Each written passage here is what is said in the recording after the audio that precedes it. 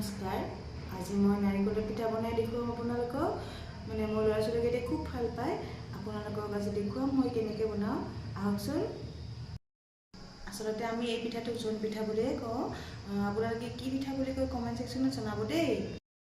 এফাল নাৰিকল মই ৰুকি লৈছোঁ, এফালটো থৈ দিছোঁ, বেছি হৈ যাব যে, সেইকাৰণে এইখিনি ৰুকি লৈছোঁ। এতিয়া আহকচোন মই নাৰিকলখিনি কি কৰিলোঁ। নাৰিকলখিনি দি দিলোঁ।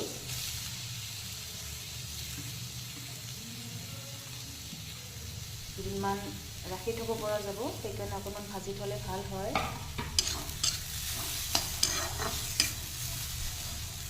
এইকেইটামান আমি ইলাচি দি দিলোঁ। তাৰপিছত আপোনালোকে যিমানখিনি চেনি খায় সিমানখিনি চেনি দি দিব পাৰে। এইবাৰ আমি ৰঙা হোৱালৈ ভাজি ল'ম অকণমান। ইয়াত মই দুবাটি আটা লৈ লৈছোঁ, ইয়াত অকণমান নিমখ দিছোঁ, তাৰপিছত আজৱাইন দিছোঁ। এইবাৰ মই আটাখিনি ধুনীয়াকৈ মাৰি ল'ম। এতিয়া মোৰ আটাখিনি মাৰা হৈ গ'ল। এতিয়া সৰু সৰু লাড্ডু কৰি ল'ম মই ইয়াৰ পৰা পিঠা বনাবলৈ। এনেকৈ সৰু সৰু লাড্ডু কৰি ল'ম ইয়াৰ পৰা। তাৰপিছত এতিয়া মই বেলি ল'লোঁ। তাৰপিছত আপোনাৰ নাৰিকল দি যাম ভিতৰত, তাৰপিছত এনেকৈ দি যাম।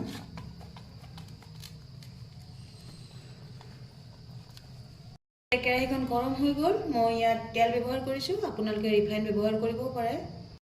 এইবাৰ এখন এখনকৈ কেৰাহীত উঠাই দিম পিঠাকেইখন।